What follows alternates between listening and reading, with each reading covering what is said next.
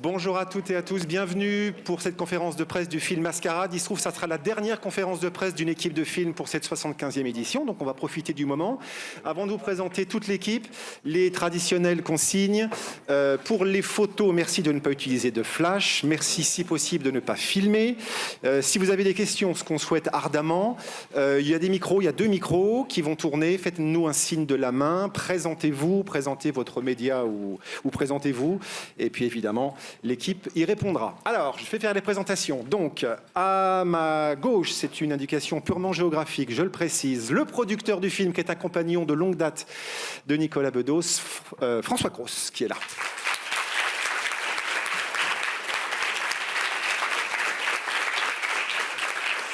Ensuite, on va commencer par les dames et demoiselles. Elle est Carole dans le film. Elle est juste à côté de François, c'est Emmanuelle DeVos.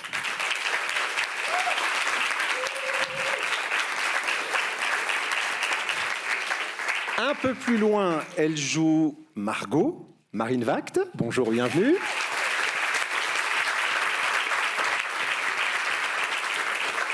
Tout là-bas, tout au bout de la table, elle joue Jeanne, Laura Morante.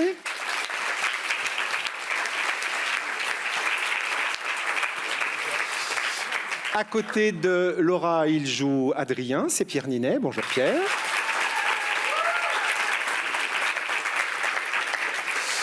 À côté d'Emmanuel, lui, il joue Simon, c'est François Cluzet.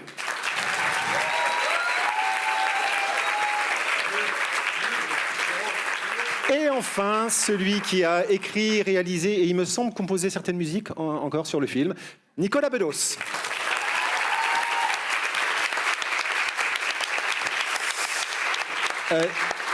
Nicolas, je vais commencer par vous. Il se trouve qu'il y a 1 an, vous étiez ici pour la clôture avec OSS et vous étiez en train de tourner Mascarade. Si on revient vraiment au tout début, parce que c'est toujours intéressant de savoir d'où ça part, l'envie de ce film-là, de cette histoire-là, elle vient d'où? 1, 2, 3, 2, 3, ouais. Oh, elle vient de notre époque, elle vient de notre vie à tous, elle vient de mes inquiétudes, elle vient de mes cauchemars sur nos rapports aux autres.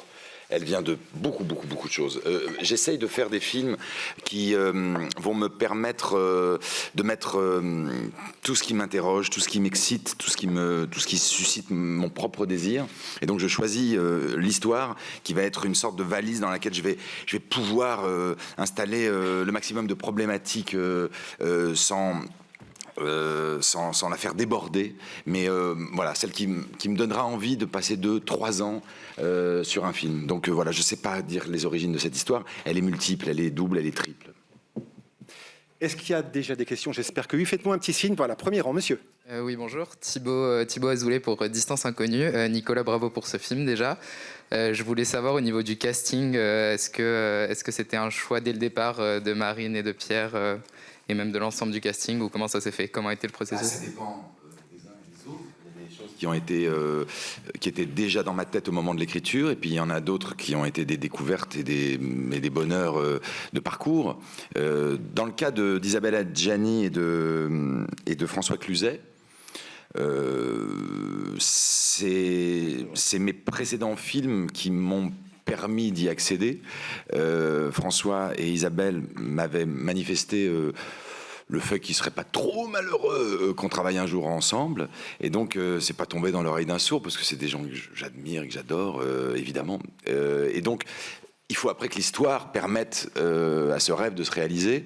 Et en l'occurrence, François, il était dans la machine dès le départ.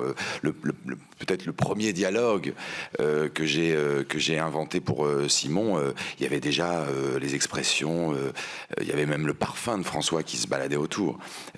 Isabelle aussi. Après, pour le reste, Pierre, qui est un ami, bizarrement, comme un con que je suis parfois, je ne lui prêtais pas la personnalité d'Adrien. Je le trouvais trop équilibré psychiquement pour jouer Adrien. Et vu que le film est en grande partie inspiré de mon parcours chaotique, je n'arrivais pas... J'ai connu Pierre très jeune, c'était l'élève préféré de mon père au conservatoire. C'est un garçon que je vois grandir depuis qu'il a quelque chose comme 18 ou 19 ans. Et en fait, j'avais oublié qu'il était aussi torturé et paumé que moi dans le fond.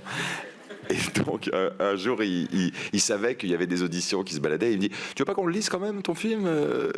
Et il est venu à la maison et on a parcouru le scénario et j'ai fait, bon, allez, ta gueule, il est formidable, Pierre Ninet, il est très très très bien, il comprend tout. Pierre, c'est un ambassadeur d'Adrien parce qu'il lui donne une humanité que j'ai pas, que j'ai pas en tout cas, que je ne dégage pas. Il permet, je crois, au film de rester aimable en dépit des thématiques extrêmement vicelardes, cyniques, glauques parfois, que le film trimballe.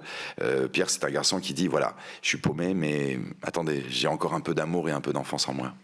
Quant à Marine Vact, qui est à chier dans le film, on est d'accord, c'est une erreur de casting.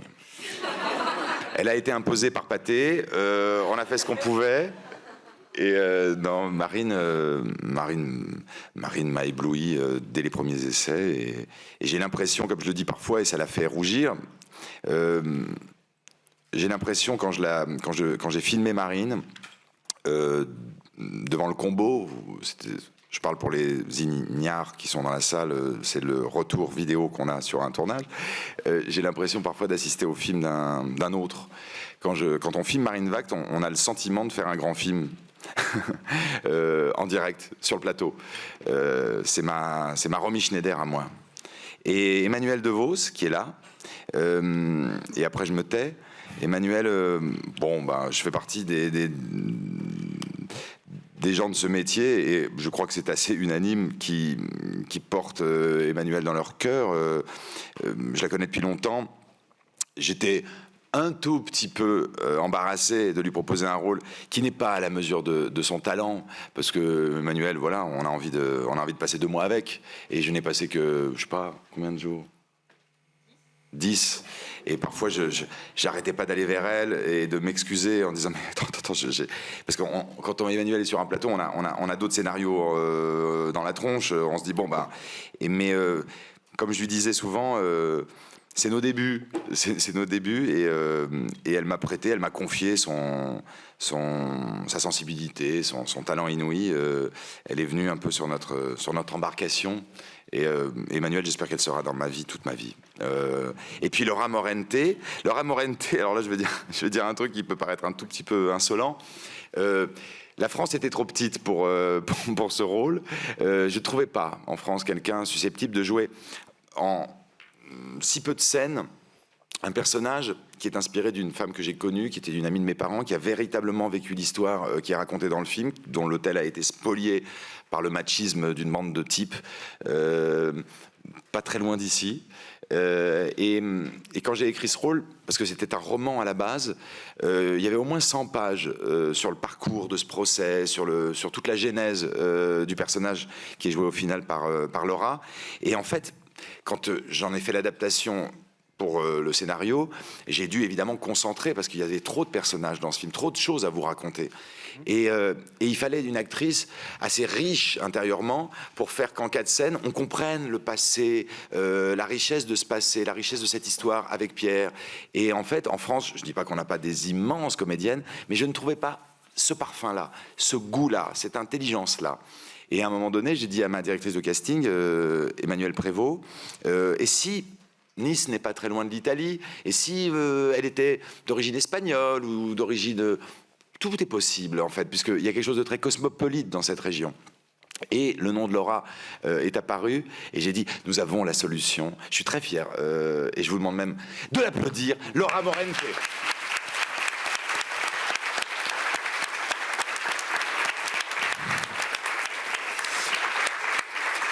Je vais rebondir sur ce que vous disiez, Nicolas, mais je vais m'adresser au cast pour le coup.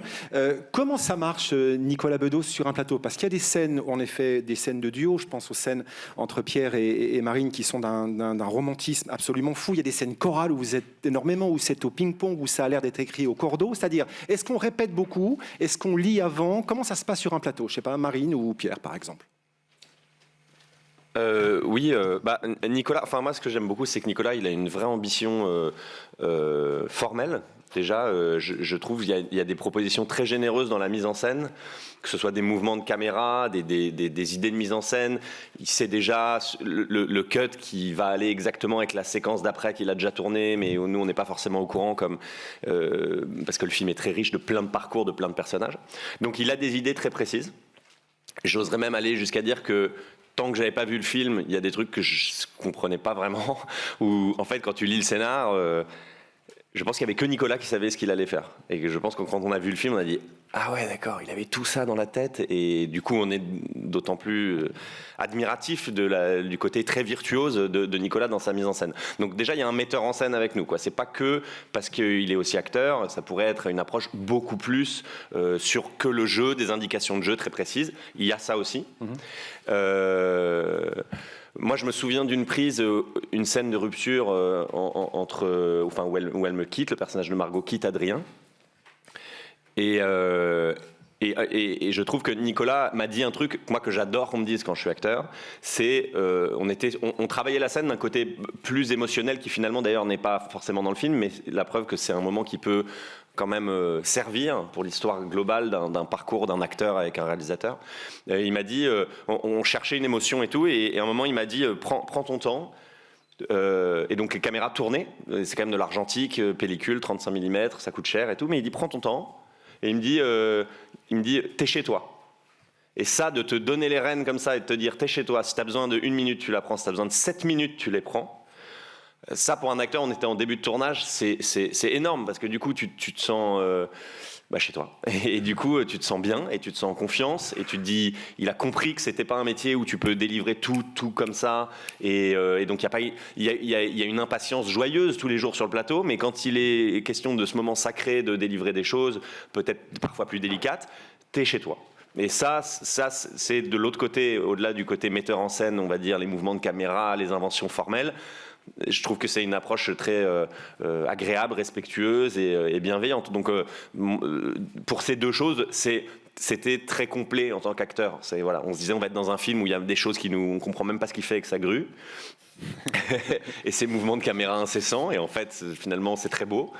Et aussi, voilà, cette proximité avec lui, de se dire, il sait ce qu'on fait, il en connaît la difficulté, et il est avec nous, quoi. Il est avec nous.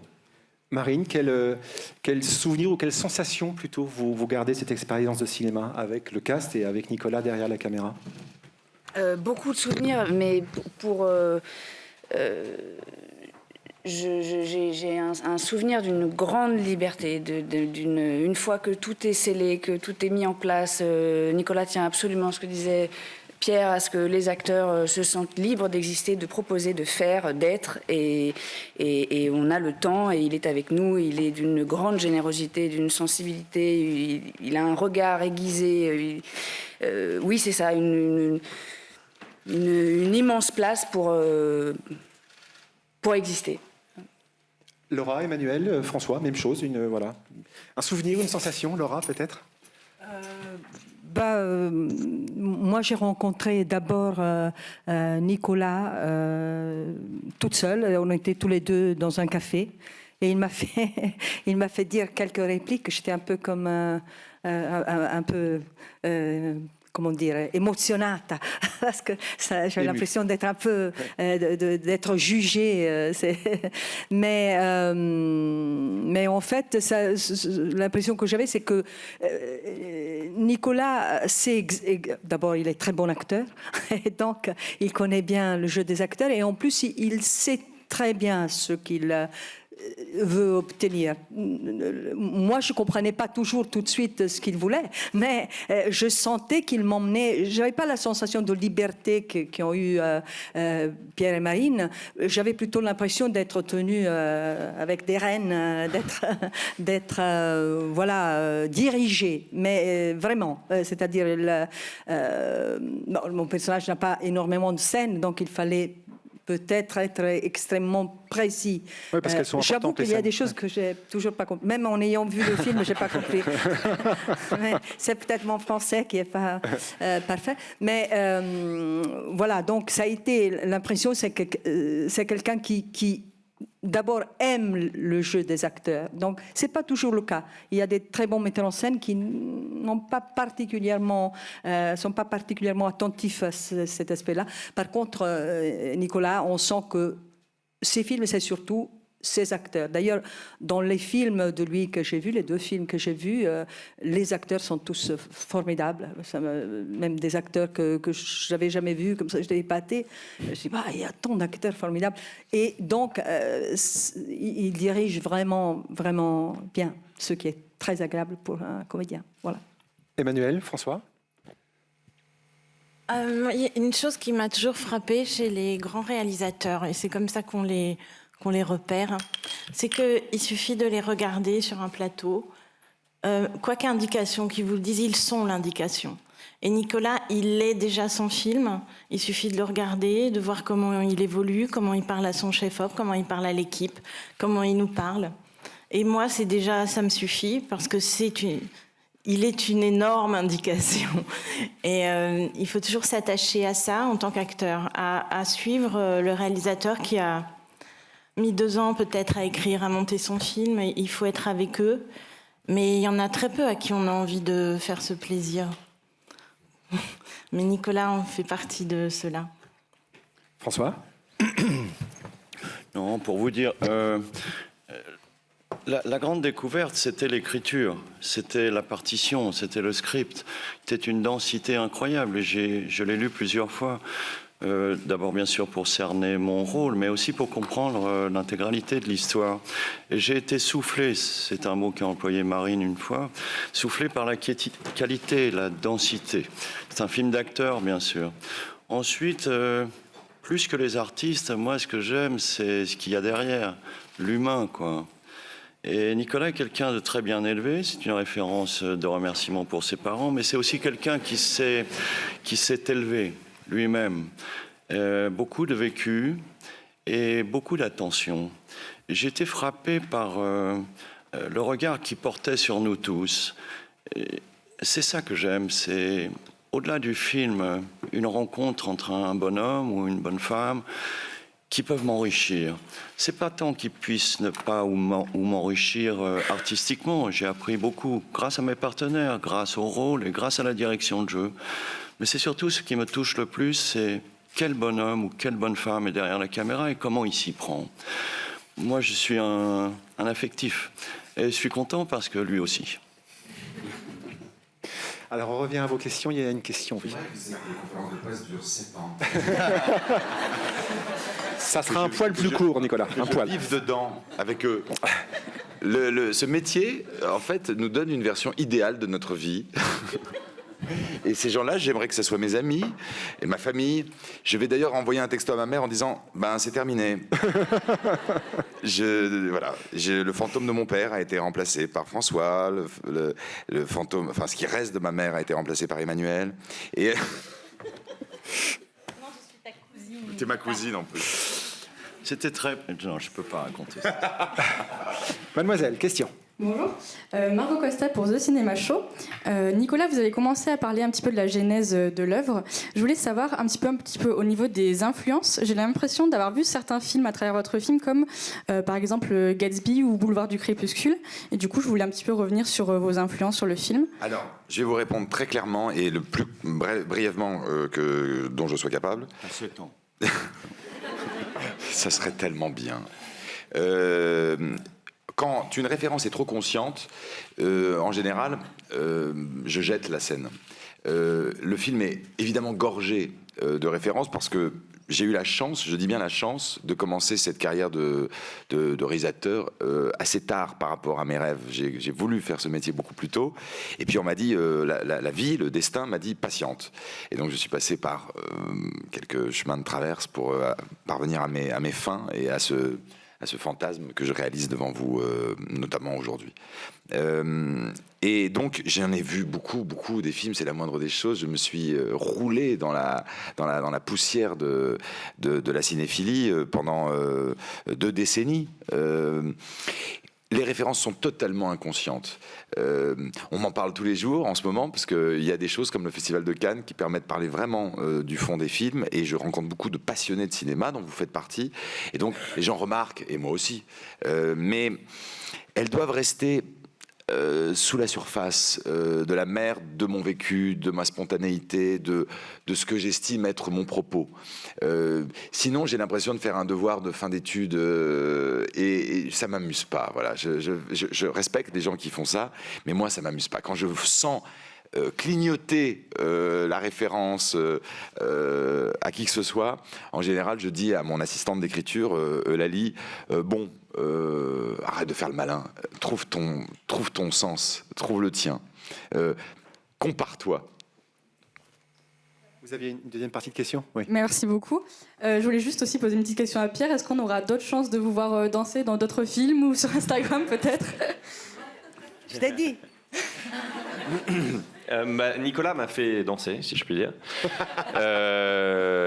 J'avais jamais vraiment dansé, enfin au conservatoire un petit peu quand j'ai fait ma formation, mais c'était très rapide.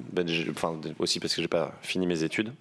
Ce qui est marrant, c'est juste pour l'anecdote, mais c'est que je suis rentré dans ce film, j'en ai entendu parler pour la toute première fois à travers la danse, parce qu'on tournait OSS 117 avec Nicolas au fin fond d'une réserve kenyane où on dormait littéralement à 5 mètres d'énormes alligators, et il y avait, vraiment c'était absurde, quoi. On partait au travail le matin à 6h du mat, il y avait des girafes, il y avait des singes, des singes agressifs, des zèbres qui se faisaient courser par des lions. C'était vraiment improbable. Et donc, au milieu de cette réserve kenyane, il y avait des petits pots le soir, mais rapides, parce qu'on tournait tôt le matin avec la lumière du soleil. Et un soir, je rentre dans ma chambre, je me couche, et je me fais réveiller par de la musique et du bruit de ça dans la chambre du dessus. Des trucs comme ça. Et je me dis, qu'est-ce que c'est que ce bordel? On tourne à 6h du mat, et je me dis, qui c'est au-dessus? Ah putain, c'est Nicolas au-dessus. Oh, il fait un after, oh là là. Au-dessus de ma chambre, il fait un after, ce con et tout. Oh là là. Boule qui est et tout, j'essaie de dormir, ça dure. Le lendemain matin, fatigué du coup, j'ai dit, Nico, je vais peut-être changer de chambre, mais le prends pas mal, c'est juste parce que les afters là, il me dit, mais quel after? Je dis, déjà je suis pas invité à tes afters, donc ça c'est le premier truc. Il dit, les afters dans ta chambre en fait, Nico. Mais j'ai pas fait d'after. Ah non, pardon, mais j'écris mon prochain film. Je dis, et t'étais avec qui? Non, tout seul. D'accord. Et du coup, il avait mis de la musique, et tout seul, il m'explique, non, parce que je danse, parce qu'il y a un personnage qui s'appelle Adrien, et en fait, c'est un ancien danseur, et du coup, j'essaie de trouver comment il pourrait danser un moment dans le film et tout. Je me dis, bon, le gars est fou, déjà.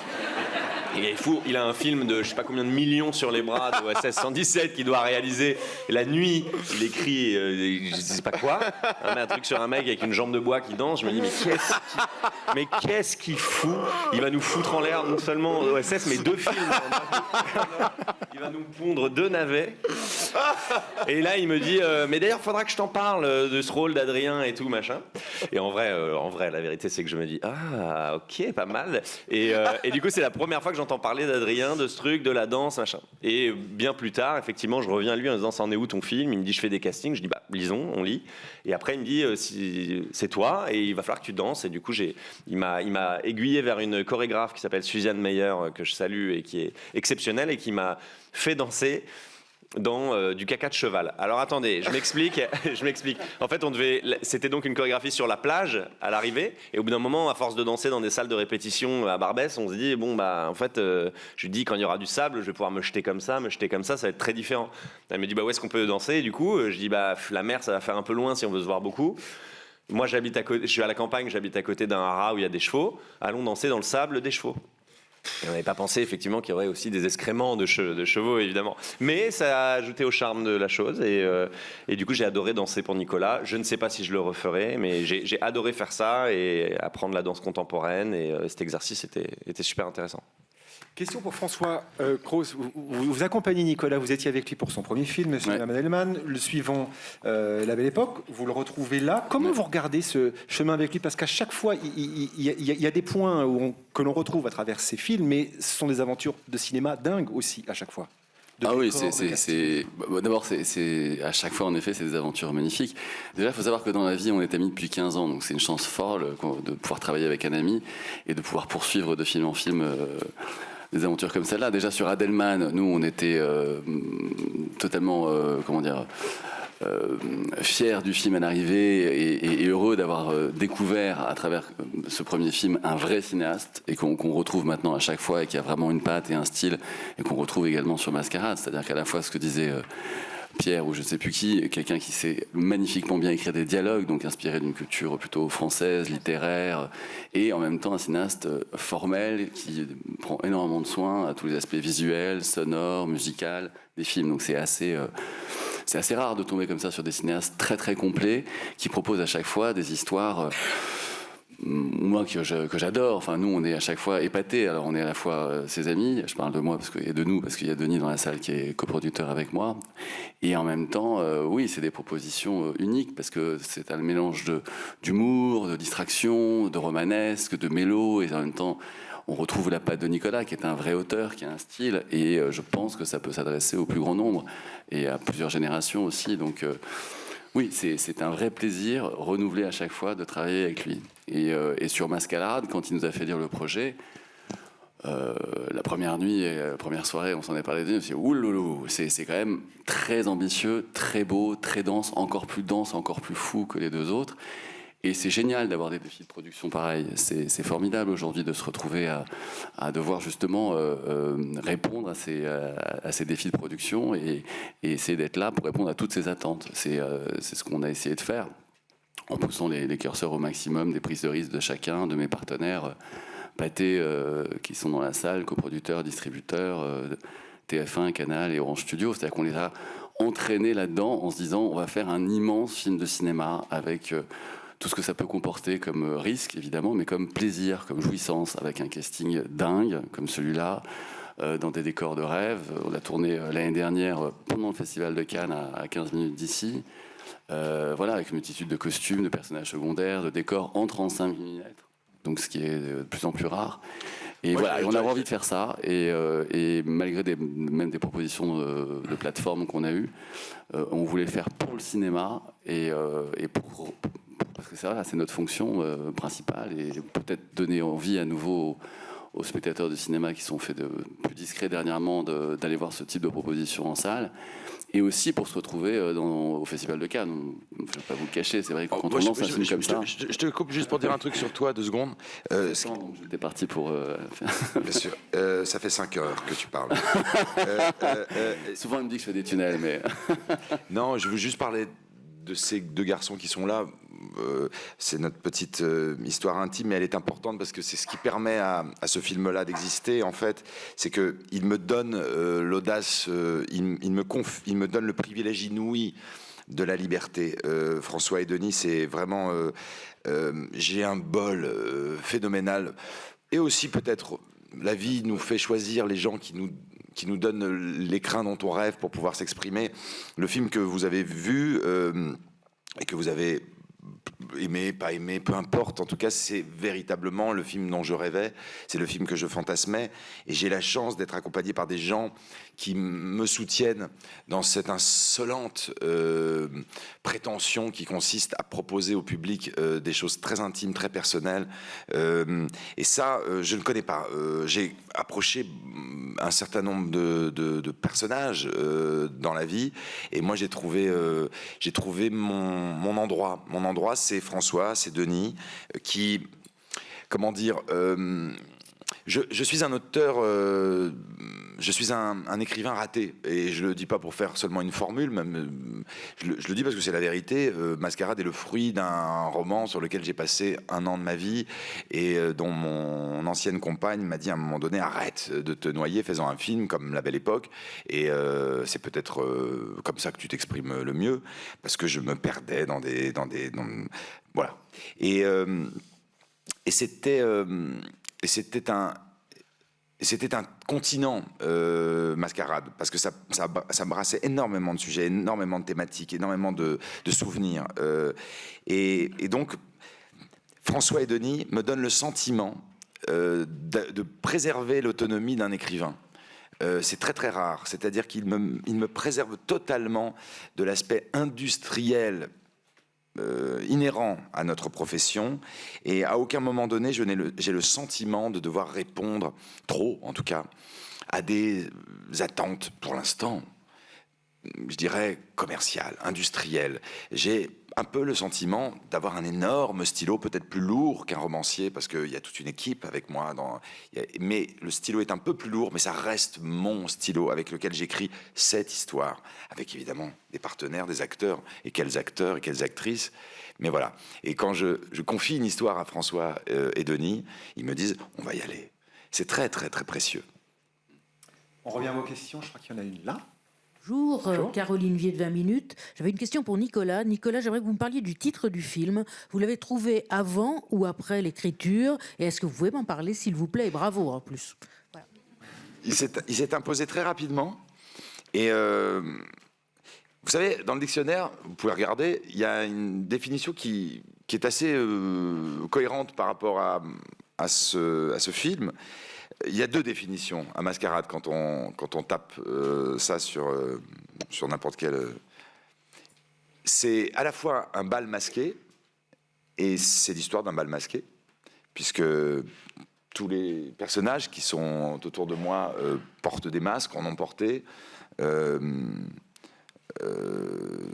sont dans cette incroyable ronde d'hypocrisie qui peut être notre vie, quand on ne l'a pas... je dirais, maîtrisé, apprivoisé. Et c'est aussi une arnaque. Donc le mot mascarade, qui a l'avantage en plus de me plaire à l'oreille, j'aime ce mot, mascarade. Peut-être parce qu'il contient aussi le mot mascara, qui m'emmène... c'est un des premiers mots liés aux femmes et à ma mère également. Je détestais le mascara parce que quand elle disait « je vais mettre du mascara », ça voulait dire qu'elle allait dîner dehors et qu'elle me quittait quelques heures. J'aimais pas trop. Et donc voilà. Et c'est un peu cette histoire-là. Je l'ai vécue d'ailleurs hier. J'étais relativement ivre, évidemment. Mais je l'ai vécue hier, je regardais cette soirée. Et cette soirée était le prolongement parfait de ce film. Je pense à certains personnages qui ont peuplé notre soirée. On était dans un bal masqué. On était, voilà, mi-sincère, mi-faux cul. Je faisais semblant d'être sobre. C'est pas qui a fait 50-50, mais... Il y a eu des petits espaces de sincérité, courts. Et je vais dire un mot sur la région que j'adore. J'y suis né. Hein. D'ailleurs, après vous avoir quitté, je vais repartir dans une petite maison que j'ai acquis sur les hauteurs de Saint-Paul-de-Vence. Mais c'est une région qui ressemble au film. C'est le personnage principal du film, c'est-à-dire un joyau de pureté défiguré par le vice de l'homme. C'est ça, le film.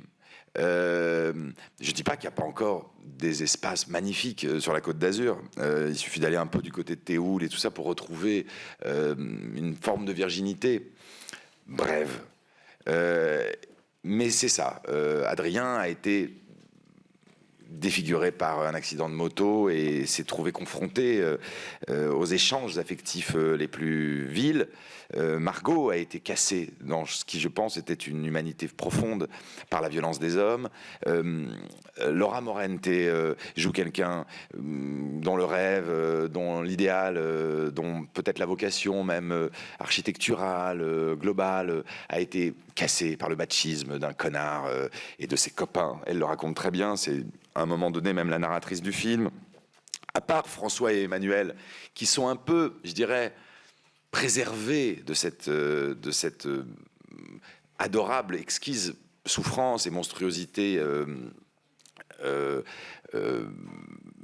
oui, humaine, à part eux qui sont un peu des doubles de nous, qui sont un peu nos narrateurs, tout le monde est avili dans ce film. Et voilà, et c'est là que le type se perd dans sa propre phrase. Merci beaucoup. Il y avait une question, oui, monsieur. Bonjour, Éric Cheval pour Sens Critique. Vous avez un peu anticipé ma question, mais Je pensais à vos précédents films, Monsieur et Madame Adelman, La Belle Époque, étaient des grands films d'amour et de nostalgie. Et j'ai trouvé ce film d'une très grande noirceur. Et je voulais savoir si vous en aviez fini avec l'amour, ça m'inquiète un peu. Et qu'est-ce qu'il en restait, en fait, dans ce film? Il y a des gens, ce qui est un tout petit peu étrange, qui me disent « ça va pas ». Ça n'a rien à voir en fait, c'est-à-dire que les deux sont vrais. Moi, mon rapport, dont on se fout d'ailleurs, mais mon rapport à l'amour, il est aussi sincère dans Adelman et dans La Belle Époque que dans Mascarade. Ça dépend à quelle période de ma vie je me réfère. J'ai tour à tour vécu les deux. Mascarade est une photographie d'un moment que nous traversons. Peut-être suis-je plus sombre que vous, peut-être vous êtes plus solide, plus armé que je ne le suis. Moi, je trouve que la période est assez violente. Je trouve qu'il y a... je ne vais pas faire mon Bourdieu d'opérette, mais je trouve que, en tout cas, je l'ai écrit dans un état d'inquiétude, ce film. Et en le regardant hier, je ne le reniais pas une seconde parce que il dit quelque chose avec lequel on adhère, auquel on adhère ou pas, mais il dit quelque chose de la période qu'on vient de traverser et qu'on va continuer à traverser sans doute, c'est-à-dire un moment où je sens une discorde sociale, sexuelle, humaine très profonde. J'ai croisé hier soir des jeunes gens qui avaient complètement attrapé le film et qui me disaient des choses plus cyniques encore et plus violentes que le film lui-même et qui s'en étaient beaucoup amusés parce qu'ils avaient l'impression, j'ai l'air de me faire des compliments indirectement, mais en tout cas ils ont reçu le film à 100% parce qu'ils sont là-dedans, ils sont dans cette terrible, tragique et passionnante démarche qui consiste à en vouloir un peu aux générations précédentes d'avoir eu trop de chance. Ce film est une photographie du moment. Je dis pas que c'est ma vision de l'amour, non. Si j'y croyais, je dirais grâce à Dieu, ma vie est expurgée plus ou moins de ces menaces et de ces démons-là, parce que j'essaye chaque jour de la maîtriser. Mais Mascarade, ça existe à gauche, à droite, partout. L'argent, le mensonge, le mépris, la peur, la jalousie, c'est vrai que c'est aussi ça, notre monde. Nicolas, j'ai une question qui concerne aussi le personnage qui est joué par Isabelle Adjani, donc Martha dans le film, qui est une actrice. Est-ce que le fait qu'elle soit actrice et donc que ça parle aussi du cinéma, c'est pour vous accessoire ou est-ce que c'est une façon d'aborder l'idée du temps qui passe, du succès qui s'en va et qui revient peut-être plus? Voilà, pourquoi elle est actrice dans le film en fait? Parce qu'elle est l'écho de ce que je pense aussi parfois de notre époque et de cette région, mais de notre époque généralement, parce que ça n'est qu'une métaphore plus globale, c'est-à-dire elle est l'écho de la finitude d'une certaine forme de gloire. Pardon d'être chiant, on est à la fin de festival, vous avez qu'une envie, c'est de vous barrer, mais je termine juste comme cette phrase. Je pense que nous sommes en train de passer vers une autre façon de vivre le cinéma, la notoriété, ces choses-là, et qu'on est en train de basculer vers peut-être quelque chose d'un tout petit peu moins mythologique. Isabelle joue une Martha qui est l'écho vibrant d'une certaine idée qu'on se faisait de la gloire et qui va scintiller peut-être de moins en moins, et peut-être n'est-ce pas une mauvaise nouvelle, peut-être que c'est juste, peut-être que c'est dommage, je ne sais pas quoi en penser, mais en tout cas, ça se fond doucement à travers une autre façon de communiquer, une autre façon de s'exprimer, une autre façon de faire ce qu'on appelait à un moment donné la culture.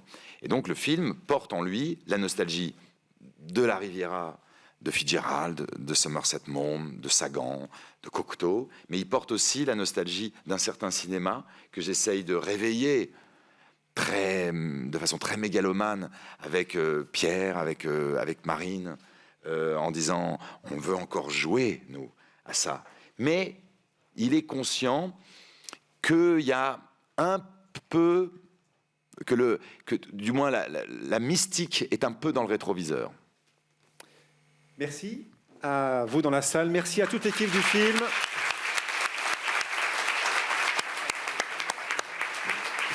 Et je vous précise que le film sera en salle, parce qu'il est fait pour ça, on le rappelle, le 1er novembre. Merci à tous. Bonne fin de festival.